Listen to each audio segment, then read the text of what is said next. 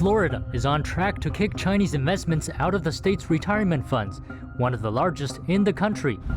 A group of Chinese students on an American college campus are protesting. They say the university's defense of a communist regime critic has offended the entire Chinese student body, but some suggest that Beijing's long arm lies behind the student protest.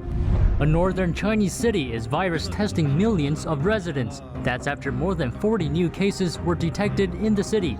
The outbreak prompted officials to suspend classes and seal off high-risk districts. A teacher from southern China forced to a mental hospital, all because she showed support to another teacher who challenged the CCP's official narrative about a historic event. And Chinese police are hiring private contractors to make hundreds of fake Twitter and Facebook accounts. A new report says it's part of China's campaign to shape public opinion overseas.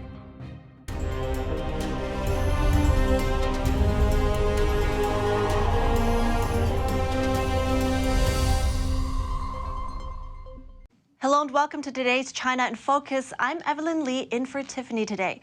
But just before we get into today's news, we have an announcement. We won't have a special report this Wednesday. It will be our daily news coverage. And this Friday, there won't be China in Focus because it's Christmas Eve. But stay tuned because this Saturday, Christmas Day, we will do a roundup of the biggest China news of 2021. And that is a heads up. Next week, Tiffany will be off as well, but I will be filling in for her. Florida Governor Ron DeSantis is moving to take back control of the state's massive pension fund. That's from the hands of private asset managers who invest their money heavily in communist China. Here's more. Governor Ron DeSantis said the move looks to protect the state's investment. He cited the non-transparent nature of Chinese companies and their potential involvement in human rights abuses. Those problems mainly deal with Beijing directly, but are also linked to Chinese companies. That's because many of them work with Chinese police and the country's military system. The Florida governor ordered the state's retirement system to check how much investment it has poured into Chinese companies. He's also revoked voting authority on those decisions from outside fund managers. In a statement, DeSantis said, "If you look at how these major companies behave when faced with Chinese disapproval, they censor what the CCP tells them to censor, and we see groveling apologies." I think that the U.S. As a whole should be disentangling from China, but certainly our investment should be disentangling. Florida currently has the fourth largest state retirement system in the U.S. It holds more than $200 billion in assets. I think what I'd like is, one, to have the SBA survey the investments that are currently being done. I know most of our stuff, we were probably very little in China compared to where some other states are, but still, I think it's important that people know that. And then when the legislature comes back, they can make potentially statutory changes to say that this Communist Party of China, that's not a vehicle that we want to be entangled with.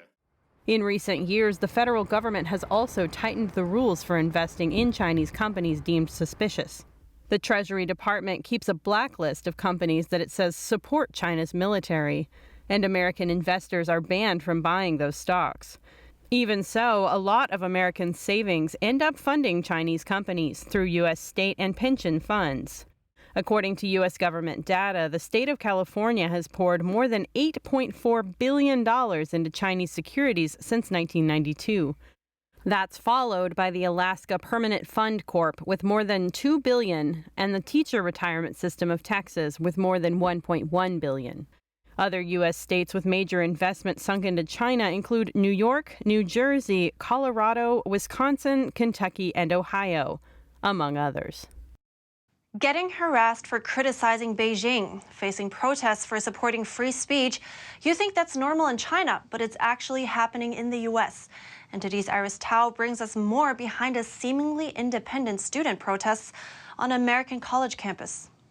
The president of Purdue University is asking those who suppress free speech on behalf of Beijing to continue their education elsewhere. This comes after a Chinese student criticized the Chinese Communist Party online. He was then allegedly harassed by other students from China on campus, who threatened to report him to the Chinese authorities.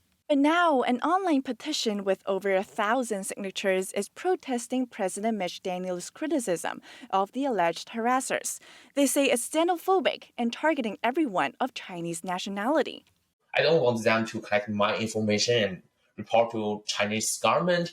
Tao Ge, who uses a pseudonym, is a Purdue University alumnus who's an outspoken online critic of the CCP. He says he fears being identified by the regime if he shows his face. But showing conversations in the Chinese student chat group that he's in, Ge says the petition is part of Beijing's long arm. These type of things looks like independent. It looks like from a single Chinese students, but it's not. He says it started and circulated by a group called CSSA, or the Chinese Students and Scholars Association at Purdue University. They are controlled by Chinese government, and they are the people who control, who like monitor the Chinese students in the U.S. and see if they said something against the CCP. A 2020 report by the State Department says there are 150 CSSA chapters on U.S. campuses. It says they're created and overseen by the Chinese regime. The purpose is to monitor Chinese students and mobilize them against views that dissent from the CCP's stance. Meanwhile, Ge points out the petition uses a narrative commonly used by Beijing to divert attention. So it's nothing about the racial discrimination, but they want to mix everything together and just let you cannot focus on the topic itself. President Daniels says those who harassed the outspoken student Zhi Haokong will face disciplinary action. He also criticizes Beijing sending secret police to threaten Kong's families in China. While the Chinese student group is protesting over Daniels' words, Ge says he appreciates the president's effort. He tried to protect his students, his Chinese students who speak something in the U.S., and he also protects the freedom of speech in the campus in Purdue University. Meanwhile, a different petition is calling for Purdue University to expel the students who allegedly harassed Kong. It's collected about 20,000 signatures. And Ge hopes more students like Kong can stay unintimidated and freely speak their minds in the U.S. So don't be afraid for that. So just stand up and just support what is true, support the right thing and against the CCP. Ge also calls for the U.S. to further restrict student groups that act on behalf of the Chinese regime on American campuses. Iris Tao, NTD News. Ahead of a busy travel season, one Chinese city has started testing millions of residents for the CCP virus, which causes COVID-19. That's as the number of new daily cases reported there soared to record heights since September. China's major cities have been battling the pandemic, but now the city of Xi'an in northwestern Shanxi province is under a double threat. The new wave of the CCP virus and cases of a deadly hemorrhagic fever. The two-front danger prompted city officials to suspend school and start citywide virus testing for residents on Tuesday. Well, prior to the 16th, there were only a few cases reported, and then all of a sudden, it's nucleic acid testing for all residents in the city. Xi'an is home to around 10 million people. Health officials recorded more than 40 new cases there on Tuesday. Due to the Chinese regime's lack of transparency, NTD cannot independently verify those figures. But the new infections seem to have put local authorities on high alert. According to local Chinese media reports, travel in and out of the city is banned. And starting Monday, all students, from kindergarten through high school, will stay home until further notice. Officials have also ordered all those employed in the city to show proof of negative test results taken within 2 days before they can return to work. Shanxi's CDC director says more cases were discovered locally during testing, indicating that community spread has occurred. He warns the new outbreak is still in the rapid development stage. Beijing has sent health experts and senior officials to Xi'an to inspect the situation surrounding the outbreak. The resurgence of virus cases in the city raises special concerns of wider transmission. That's ahead of the Beijing Winter Olympics in February, as well as the expected surge in cross-country travel during the Chinese New Year holiday. The Chinese city of Xi'an is ramping up its virus controls after a wave of local cases. But the city's health code system doesn't seem to be helping. Chinese state media outlet Xinhua News reports that the health code system in Xi'an has been down since Monday morning. That's due to an overload of visits. The crash is causing major trouble for locals, many of which are left unable to take public transportation or get a virus test. Residents in the city are required to show their health code system for these activities and many more. The health code is part of China's contact tracing system and has 3 possible readings: green, yellow, and red.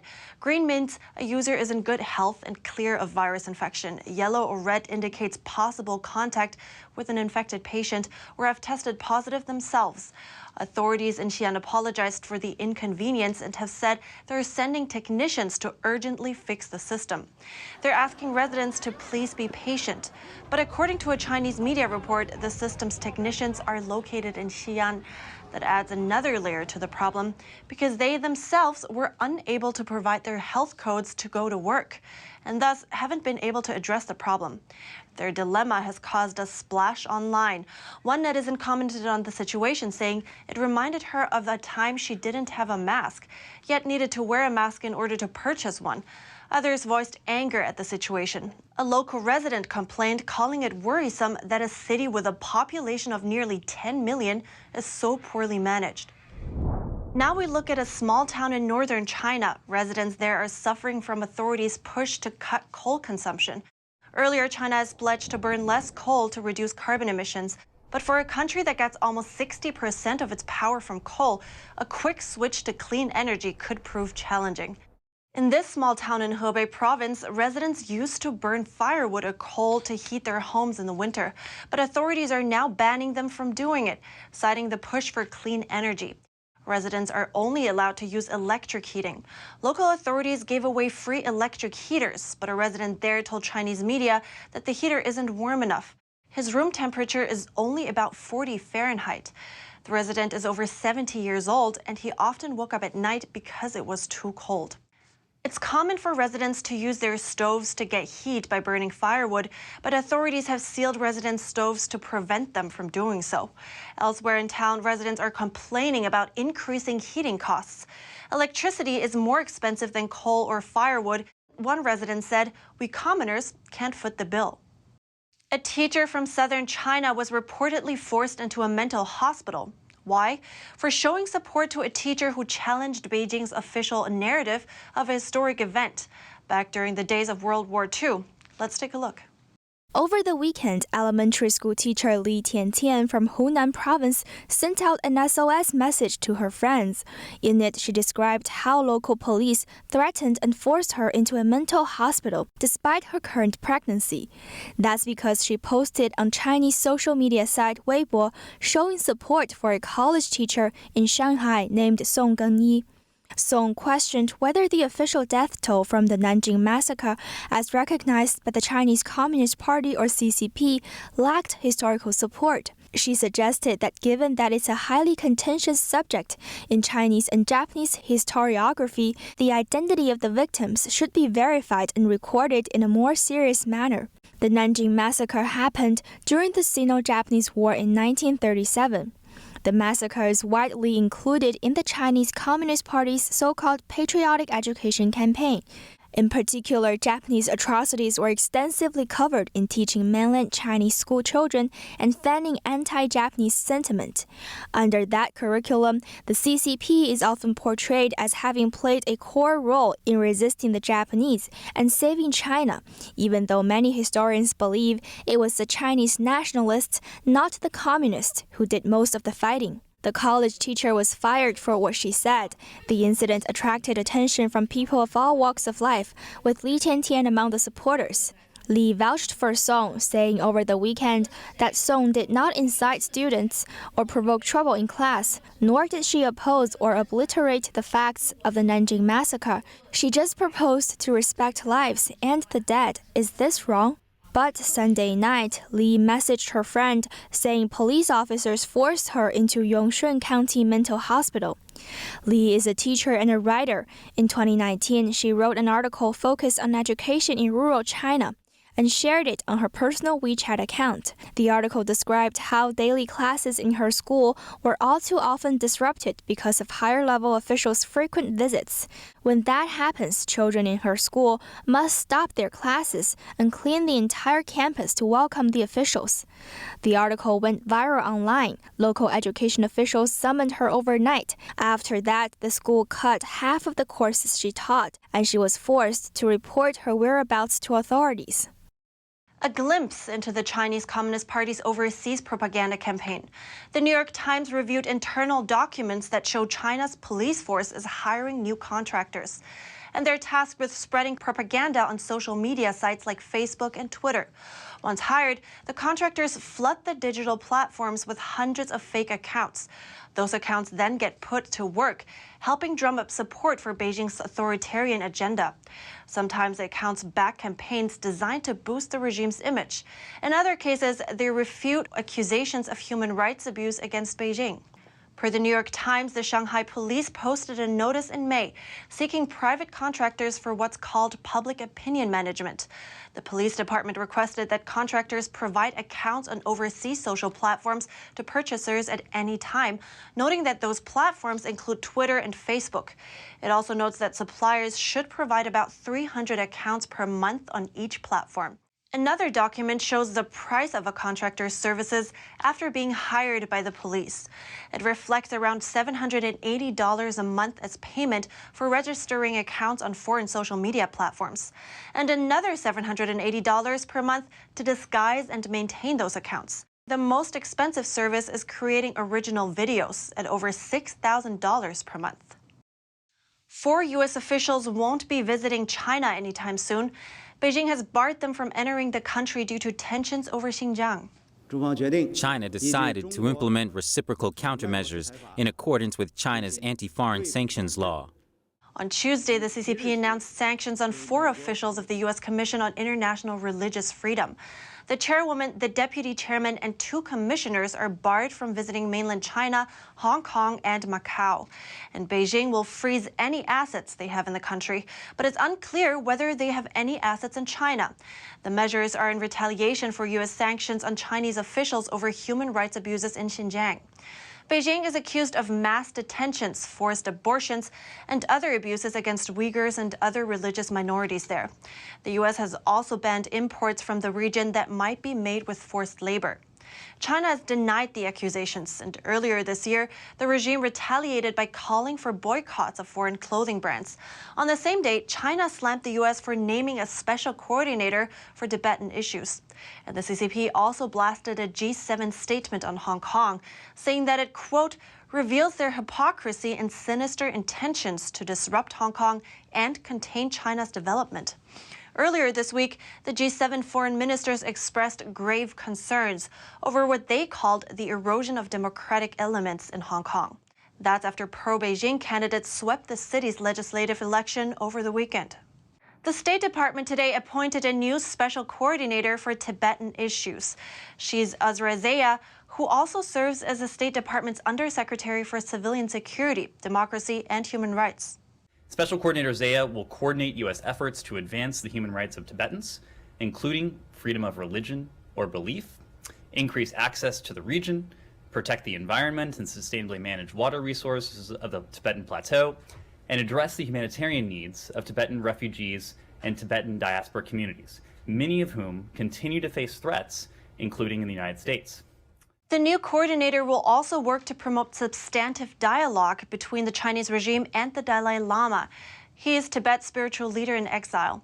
The State Department says Zaya will work closely with Tibetan cultural, religious, and political leaders, the U.S. Congress, international allies and partners, and civil society representatives.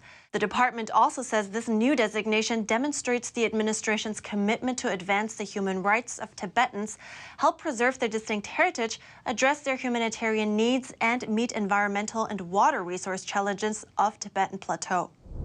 China's internet censors are boosting their clampdown on the country's digital sector.